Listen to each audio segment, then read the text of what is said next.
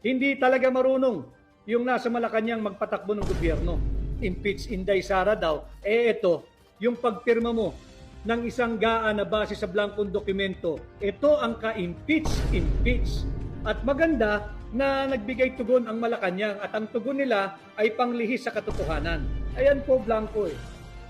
Wala hong fake news dito, pirmado eh. At yung mga nakapirma rito, may pananagutan po itong kriminal sa ating batas. Mahihinto po lamang ang kalakaran na ito kung hindi ka papayag. Huwag na kayong manahimik. Huwag na kayong pumayag. Huwag na tayong pumayag. We must demand transparency in the budget process. Tama na. Sobra na. Huwag niyong subukan ang pasensya ng bayan.